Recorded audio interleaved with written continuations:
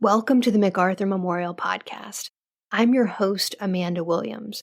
Join me as we explore the life and legacy of General of the Army Douglas MacArthur and discuss a wide range of military history topics from the American Civil War to the Korean War. Welcome back, and thank you for joining us. I'm Amanda Williams, here with Jim Zobel. And a few weeks ago, we discussed the relationship between Douglas MacArthur and Isabel Cooper, a controversial topic partly because some claims suggest Cooper was only 16 when the relationship began.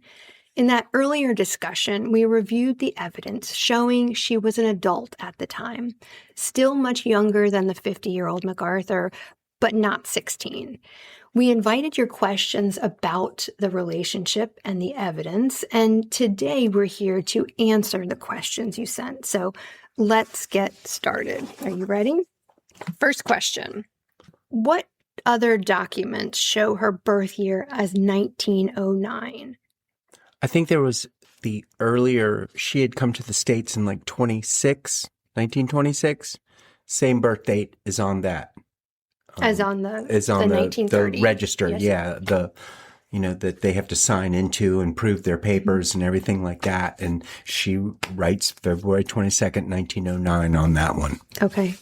And then I think someone in the questions wanted to know if we had the census record from, I believe, 1940. Of the Philippines? No, when she's here in the States at that point. No, we have the one from the Philippines, but we don't have the U.S. Census record at that time. Okay. So we don't have that, but apparently I believe it shows that she was 31. That they had registered the right.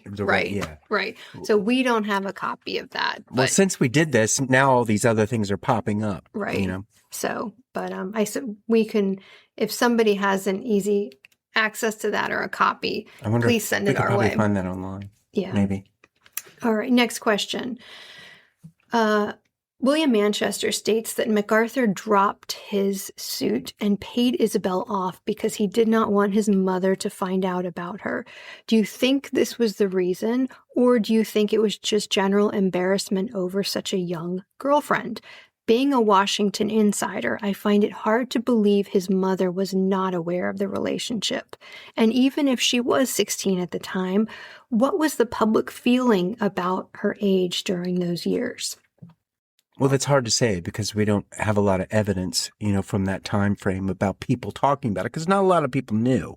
And the people that did know were using it as a way to get at MacArthur. Mm-hmm. Like Ross and Pearson and his group.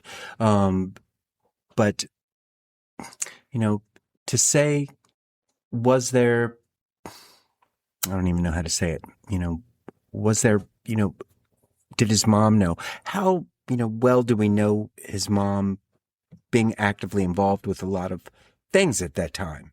I mean, she's there pretty much sequestered on Fort Myer, and there's not any play of this story in the papers or anything. Right. And it's not like, you got TMZ on there talking about people, doing all these things. So, you can't say that, she definitely would have known. Mm-hmm. And the only reason that I think that Ross Collins found out was because someone in that hotel told him. Or tipped him off. Yeah, because they knew that Ross Collins had this big kind of brouhaha going with MacArthur about funds for the Air Corps and the Army at that time. And it is Collins that tips, Pearson off. And that finally, when they say that they're going to bring Isabel on the stand, MacArthur's, are there any kind of rules about that thing at that time? Not so much, a man with a younger woman, but a white guy with a Right. And I think one of the other questions, which is, the racist attitudes at that time in America. Right. And how much does that play into, MacArthur keeping her a secret at that time, Yeah. I don't think his mother knew. No, I don't think so. But it's, we don't have any evidence of that, so we can't, and that's a lot of the things with MacArthur in his early life, because there's no evidence of these type of things. Right. And to the question of, even if she was 16, what would the public have felt about that?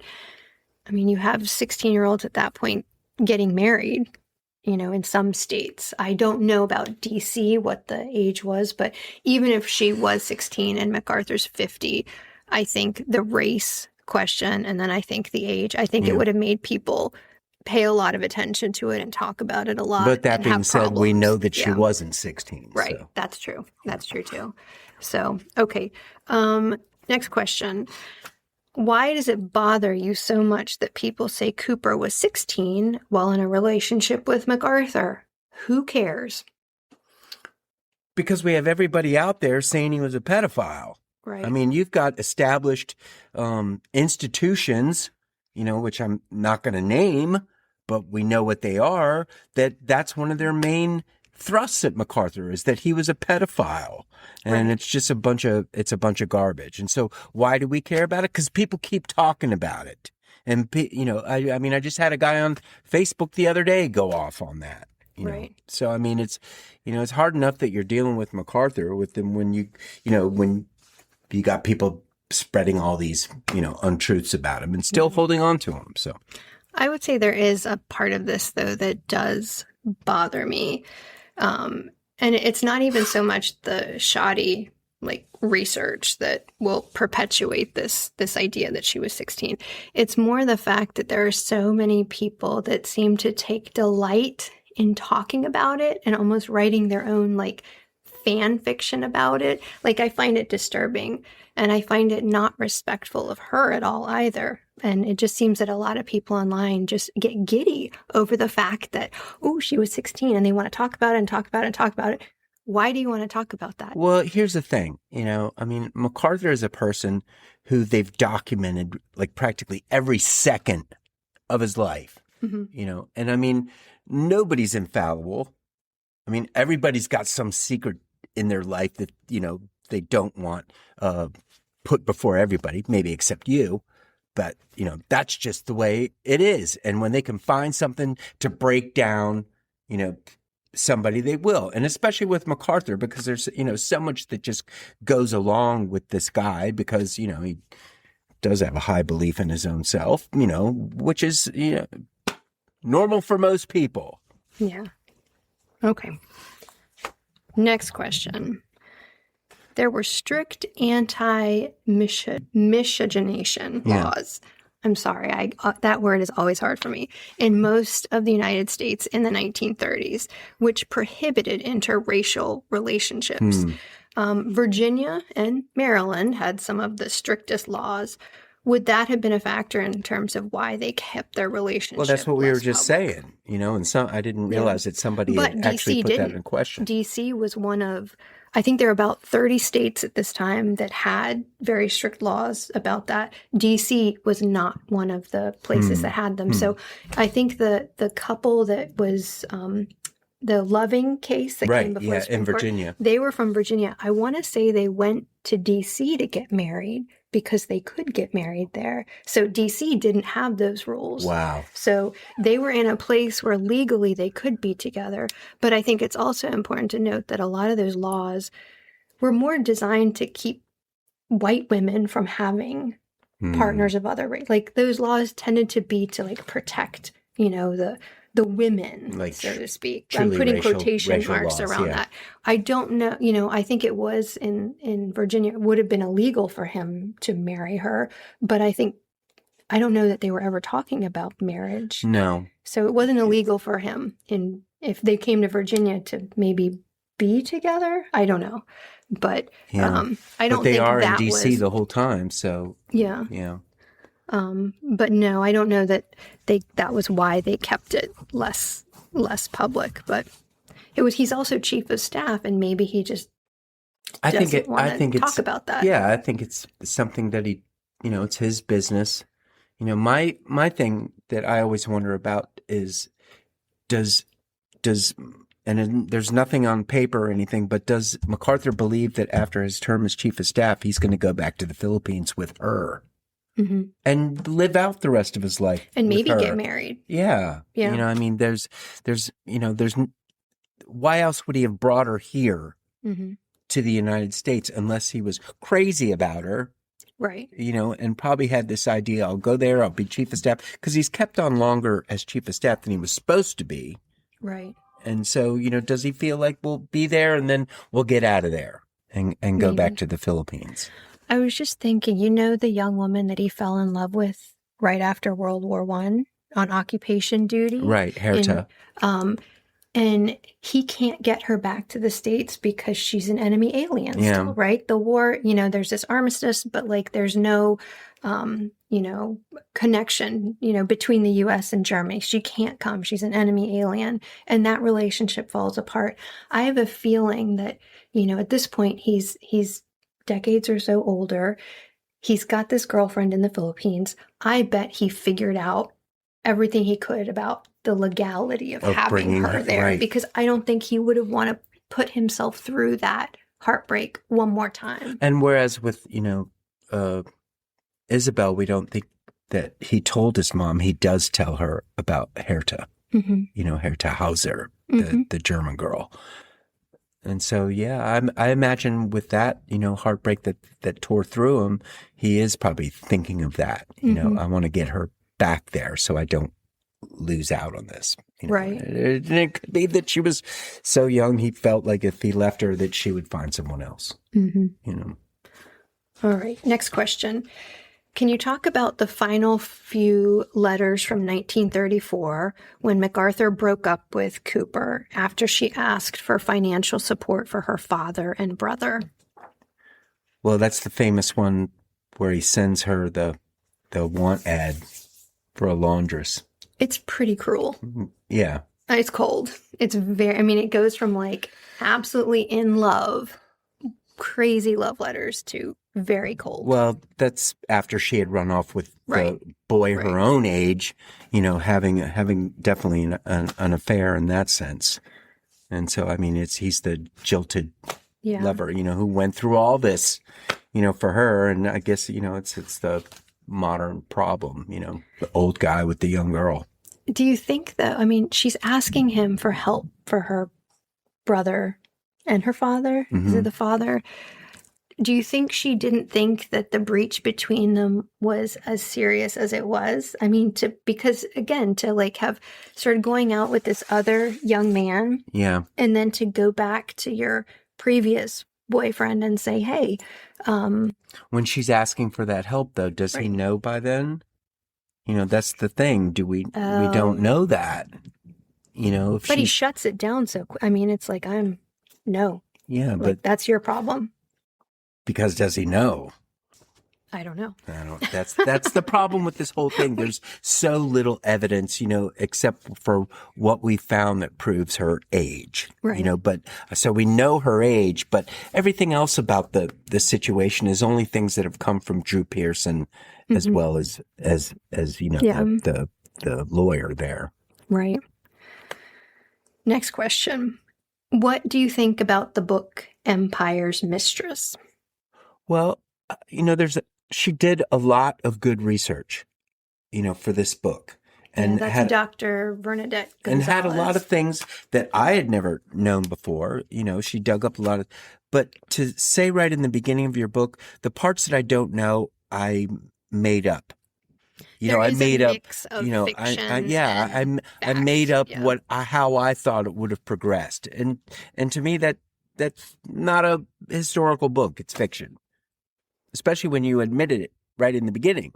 Yeah. And because in the book, she's like, this is what I believe Isabel might have written in a letter, right. To MacArthur. And it's just, no, sorry. I would have preferred that to be left out. I know there's a school of thought that says that's a lens through which you can better understand the subject, better interpret. But, and I think we engage, sometimes we do our little what ifs, I wonder if this, I wonder if he thought this, but I would not probably publish it in a monograph, Well, I don't know. You can't. But I did, and there were people that were mad at us for getting that book, putting it in our library here. There were people mad at me for reading it. Why would you read that book? That person, that's a terrible book. It says that MacArthur was not perfect, but she does point out when she's making things up. Yes. It's not like, No. you're not confused in her No. book about what is real and what isn't. No. And I think that Dr. Gonzalez did a really good thing for, our field of like MacArthur studies by giving Isabel more of like dimension to her. And like you said, she found some things we had never heard before. Yeah. And she never claims she's 16. I mean, she's, I think, very clear about here's the documents, here's the evidence. And so I think it's good for the MacArthur story for Isabel to not be two-dimensional. And so I'm glad that Dr. Gonzalez wrote that. There was somebody that wrote in that said they knew about other letters from Isabel really? saying that MacArthur brought her over here when she was like 5 or 6. Later, Really? Later on in life. Yeah. But I don't, we don't know about that. We've never seen these letters. I don't know where, this came from. It was just somebody writing in and saying, I know about these letters, but, Oh, well, hey, if you found those. But they were ridiculous. Yeah. Because they put her at being, born in like 1915, 1916. Something like that. Yeah. And someone else, I think, I don't know if it was on social media or they emailed us, but they made the point that if she was like 15, 16 when they met, that would have made her 10 or 11 years old when she stars in the Philippines' first movie with a kiss in it. Yeah. And she would have been like 10 or 11 years old having the first kiss with like a grown, like full adult man. And she's not 10 years old in that movie. So, but no. But anyways, to go back to Empire's Mistress, I found it interesting. Like you said, there's parts that it's like, I don't know how I feel about that part, but it added something to the conversation. And so, I'm never going to be kind of down on that. Yeah. So, all right, last question. It is sometimes reported that the blackmail situation MacArthur faced ended with an amicable settlement, a financial one, and that it was MacArthur's aide Eisenhower who was tasked with personally handling the settlement money to Isabel.